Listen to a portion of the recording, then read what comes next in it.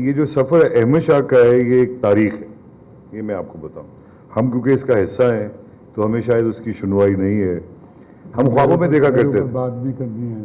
اچھا نہیں اچھا میں مگر یہ ان کا بڑا لیکن الگ سیشن کرنا کریں گے. لیکن یہ کہنا کہ یہ سارا کچھ اکیلے آدمی کی وجہ سے نہیں ہوا یہ بھی غلط ہے. اگر احمد شاہ میں وہ لیڈرانہ صلاحیتیں نہ ہو، کاش ہمارے لیڈرز بھی ہم جس طرح سے احمد شاہ کی طرف سے بے فکر ہیں کہ کام اچھا ہو رہا ہے بڑا زبردست، کاش ہمیں لیڈرز کی طرف سے بھی اتنا بے فکر ہوتے. ایسے لیڈرز چاہیے ہمیں. ایک طرف تو یہ کہ ان کی بالکل قائدانہ صلاحیتیں ہیں کہ ہم سب اس وقت یہاں موجود ہیں اور پاکستان کے حالات کے باوجود لٹریچر فیسٹیول کو کامیاب بنانا یہ ان کی ٹیم اور ان کا یہ حصہ ہے اور ہم اس کے ساتھ ہیں.